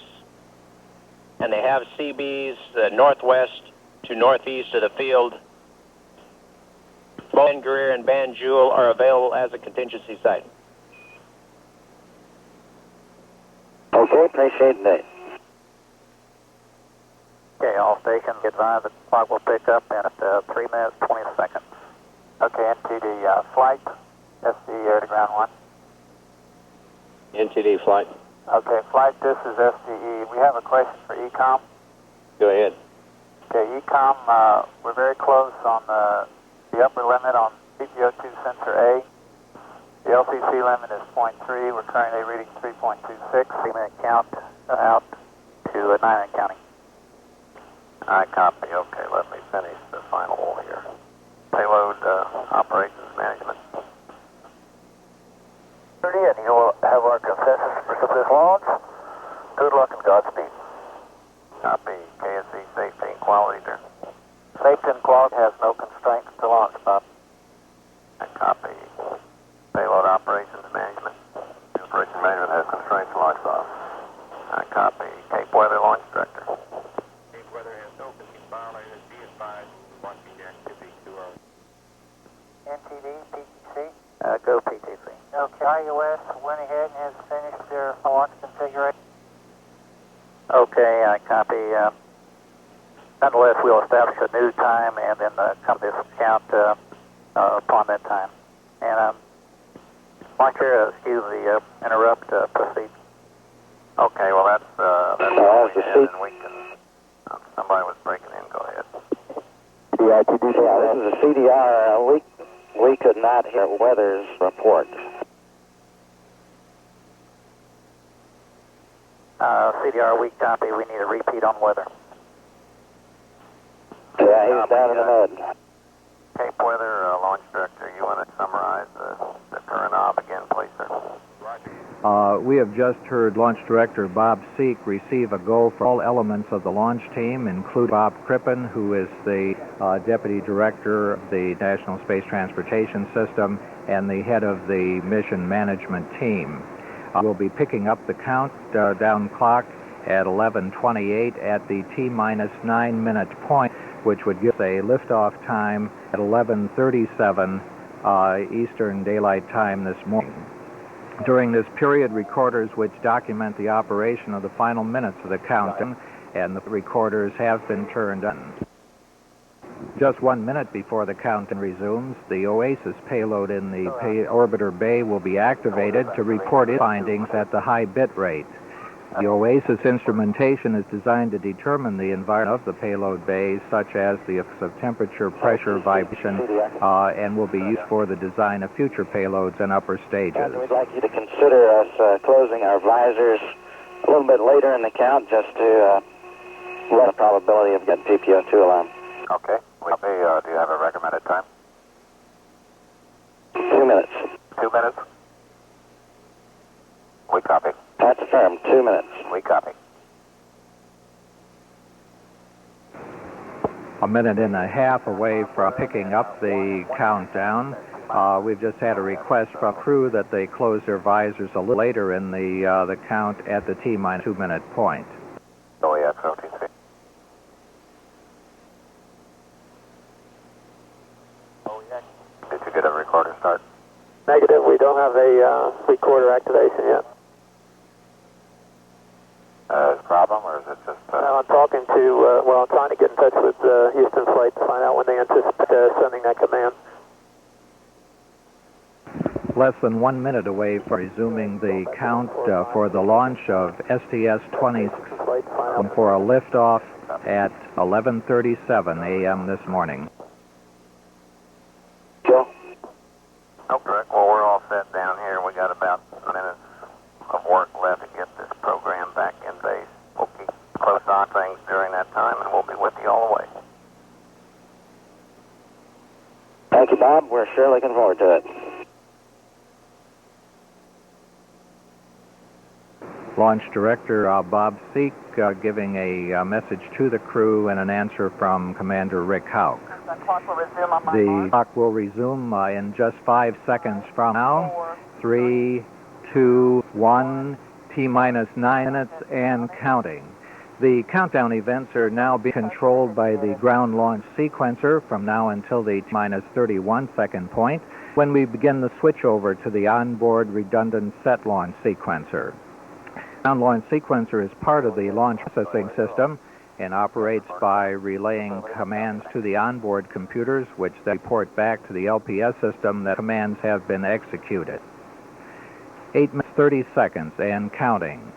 The primary job of the onboard computers is to check that all of the launch commit criteria, such as propellant loads, temperatures, pressures, and other measurements, are normal and staying within their prescribed limits. And Flight OTC, I'd like to have you proceed with the transmission of the stored program command. Coming up the 8-minute point, T-minus 8 minutes and counting. Flight OTC. The orbiter test director has requested Houston send the stored program commands, which is the final update on antenna management and frequency changes. This ensures that the orbiter has the latest information to speak to various ground tracking stations as it circles the Earth. Roger. Flight with transmission of the stored program command. T-minus 7 minutes, 30 seconds and counting, and the ground launch sequencer has started retracting the orbiter crew access. This is the walkway used by the astronauts to enter the orbiter. In case of an emergency, the arm can be placed back into position within about 15 seconds. Okay, we copy.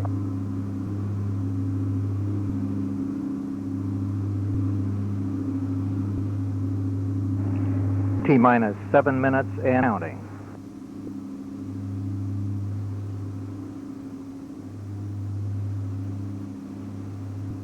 The orbiter access arm moving away from the orbiter now into its position.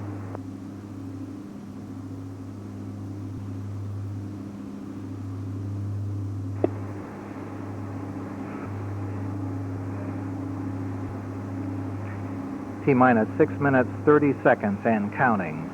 Pilot Dick Covey will be asked to set the switches in the cockpit, the pre-start position for the auxiliary power units, or APUs, at the 6-minute point.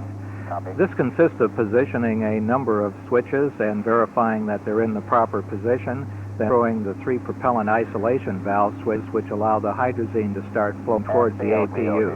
Have you performed the APU pre-start? APU pre-start didn't work. We pass the 6-minute point, T-minus 5 minutes, 54 seconds, counting.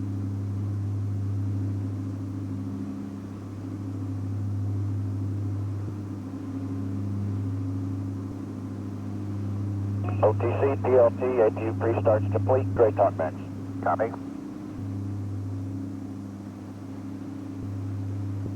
T-minus 5 minutes, 30 seconds and counting. Mission Control has transmitted the signal to start the onboard flight recorders. The 2 recorders will collect measurements of shuttle systems during flight and be played back afterwards. At the 5-minute point, the orbiter test conductor will ask pilot Dick Covey to start auxiliary power units, which provide hydraulic power for steering and controlling flight surfaces.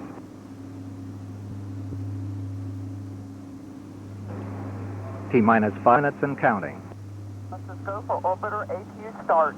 And PLT, perform the APU restart. Roger, and work. Pilot Dick Covey now is flipping 3 switches in the cockpit to start each of the 3 APUs. The liquid oxygen replenishing of the LOX tank is terminated at this point, and the liquid oxygen filling drains have been closed. 4 minutes, 30 seconds. OTC, APUs are up and running. The auxiliary power unit's up and running, according to pilot Covey. CDR, reconfigure heater. Roger, that's complete.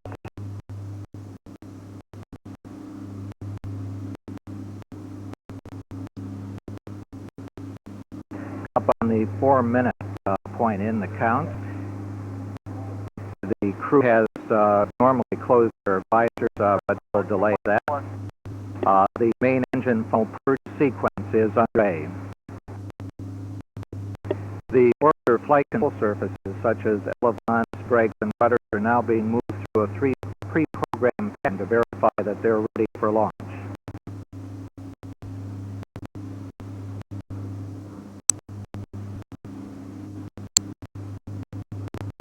T-minus 3 minutes 30 seconds. All three engines now being moved in a pattern to verify readiness to support the ascent flight control. After going through their paces, they'll be allowed to their start position.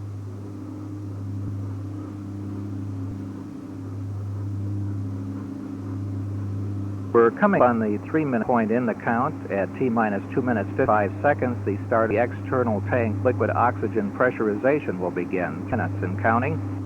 And gaseous nitrogen purges of the main engine will be terminated. So ET-LO2 pressurization.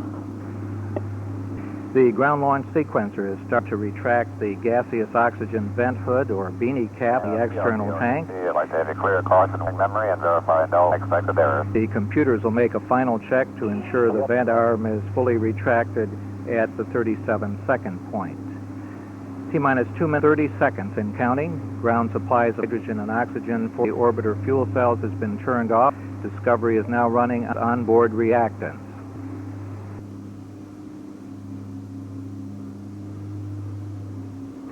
Coming up on the 2-minute point in our countdown.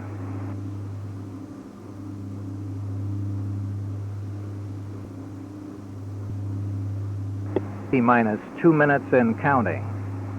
Liquid hydrogen replenish of the external tank has stopped and pressurization to flight level is underway. The vehicle is now isolated from all ground propellant and fluid loading equipment. Roger, that's great. TLS is go for ET-LH2 pressurization.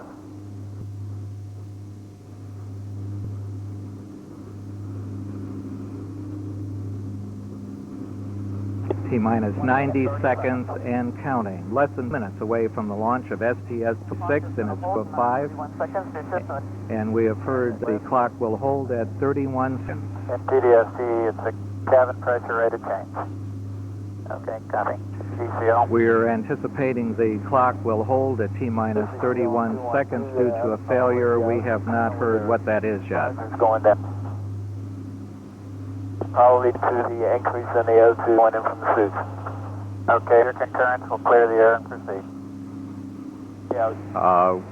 T-minus 50 seconds and counting. We're going to clear air and proceed.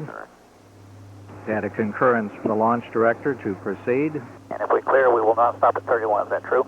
That's correct, MTD. We will not stop the clock. The orbiter computers have positioned the vent doors. T-minus 31 seconds. We have a go for auto sequence start. Discovery's 4 redundant computers have assumed T-minus 23 seconds and counting. The SRB nozzle profile. T-minus 15, 14, 13, 12, 11, 10. We're go for main engine start. 7, 6, start. 3, 2, 1, 0, and liftoff. Liftoff. Americans return to space as Discovery clears the tower. Roger, roll, Discovery. Crew confirms roll program. Houston now controlling. 3 engines at 104%. 3 good APUs, 3 fuel cells. Standing by to begin throttle at 65%. Engine throttling down now to maintain a certain speed as the spacecraft passes through max Q.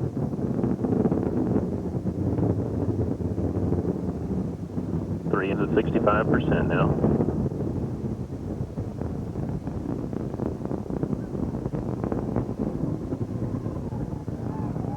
Standing by to see engines begin to go back up at about 59 seconds.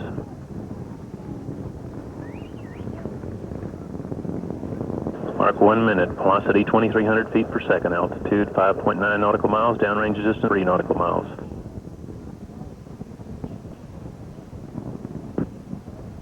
Discovery, go at throttle up. Roger, go. Discovery given a go at throttle up, 3 engines at 104%, velocity 32 feet per second, altitude 10 nautical miles, downrange distance 8 nautical miles.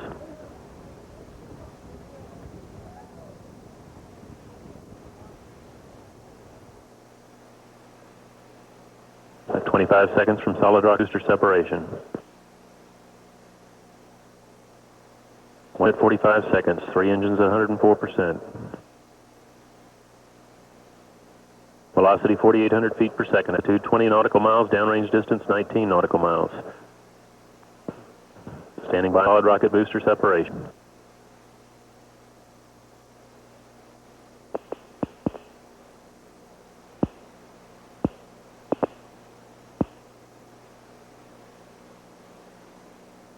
Solid rocket boosters have separated.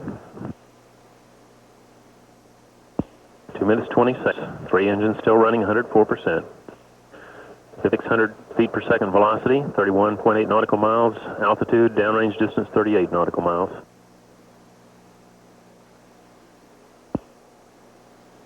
Three AUs still running at normal speed. 3 good fuel cells.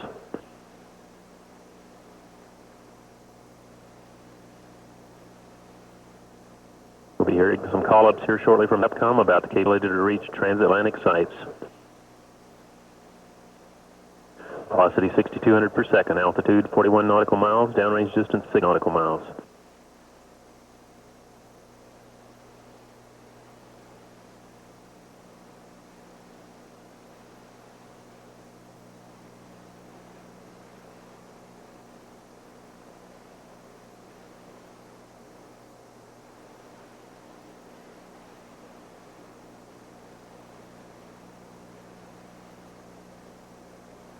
Discovery, 2 engine on. Roger. That call-up indicating Discovery may able to achieve transatlantic abort at Moroni if that were to become necessary. Return status and mission control positions, all report go. 3 engines still 104%. Velocity 7,600 feet per second, altitude 53 nautical miles. Range distance 107 nautical miles. Stand by for negative return.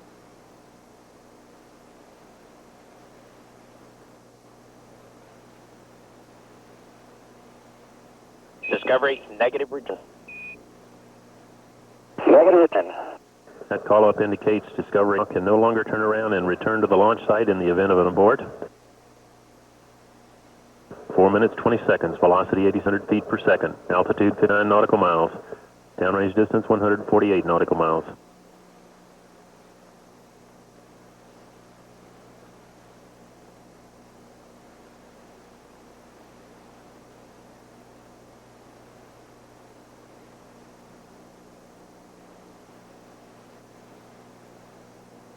Standing by for press to ATO call. Press to ATO, like Banjul. What out? Call-up indicates Discovery could reach into orbit on 2 engines if that were to become necessary. 5 minutes 3 seconds. Velocity 10,300 per second. Altitude 65 nautical miles. Downrange distance 203 nautical miles. Standing by for press to MECO call.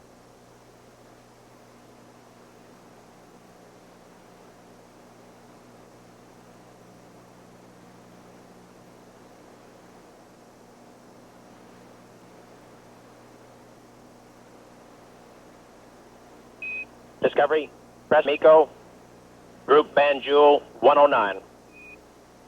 Roger. Crew given their press to main engine cutoff call, indicating they can proceed to main engine cutoff on 2 engines if that becomes necessary. Discovery, performance, nominal. Roger, nominal.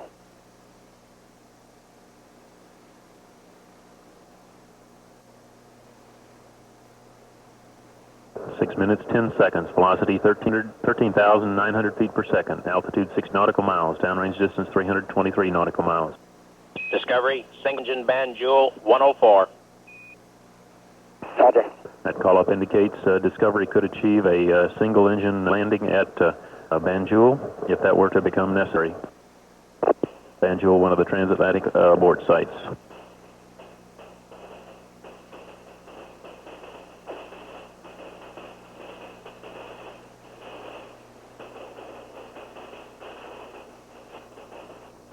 Minutes 50 seconds. Velocity 18,400 feet per second. Altitude 66 nautical miles. Downrange distance 405 nautical miles.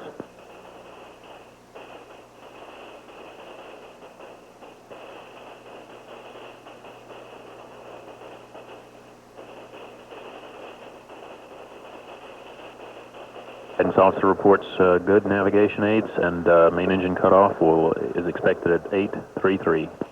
Discovery, single and press, 1-4. Roger. Discovery's crew told that they can press main engine cutoff in the event of a 2-engine failure. 3 engines running at 104%. 3 good APUs, 3 good fuel cells, velocity 20,000 feet per second, altitude 61 nautical, downrange distance 527 nautical miles. Engines begin throttle now to maintain 3 Gs.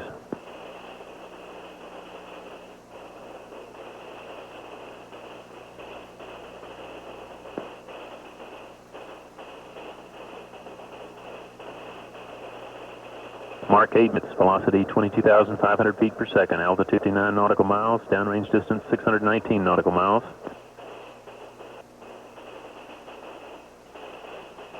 At 82% throttles now, maintaining 3s on the vehicle. 10 seconds away from main engine cutoff. Velocity 4,600 feet per second. Altitude 59 nautical miles, down distance 700 nautical miles. Standing by for main engine cutoff.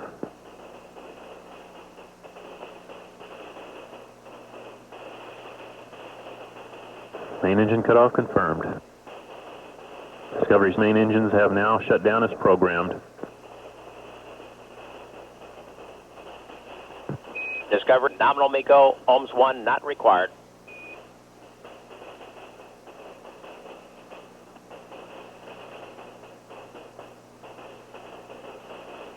Normal main engine cutoff as occurred now. Okay, thank you, Houston. Crew informed that ohms 1 is not required. There'll be an ohms 2 round out the orbit at the expected altitude. Standing by for external tank separation.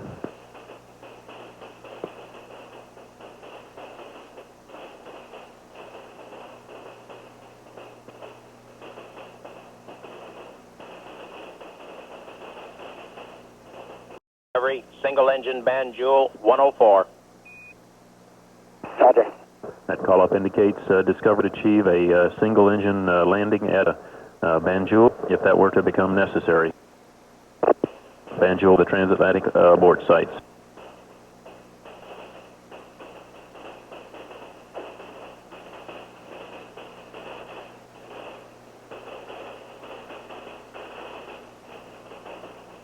Minutes 50 seconds, velocity 16,100 feet per second, altitude 66 nautical miles, downrange distance 105 nautical miles.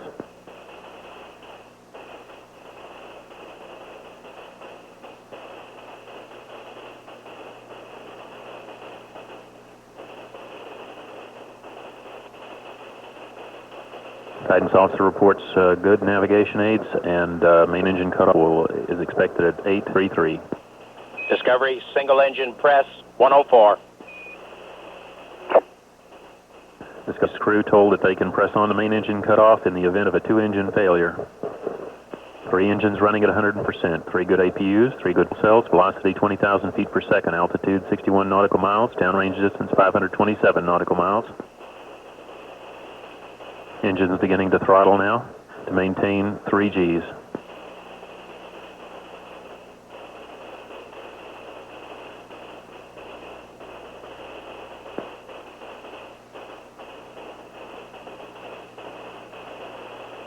Mark 8 minutes, velocity 22,500 feet per second, altitude 59 nautical miles, downrange distance 619 nautical miles.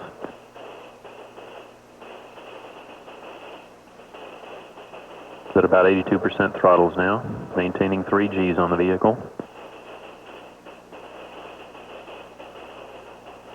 10 seconds away from main engine cutoff. Velocity 24,600 feet per second.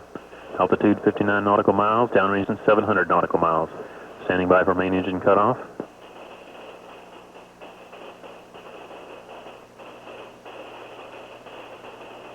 Main engine cutoff confirmed. Discovery's 3 main engines have now shut down as programmed. Discovery, nominal MECO, ohms 1 not required.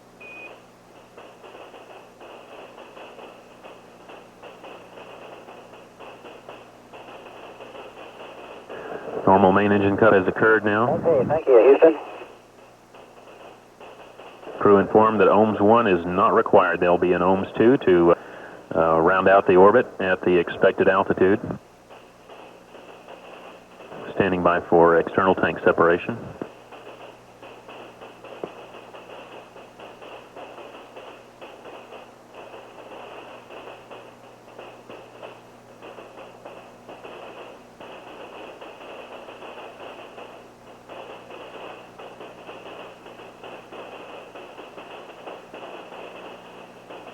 Discovery, your goal for APU shutdown on time. Roger.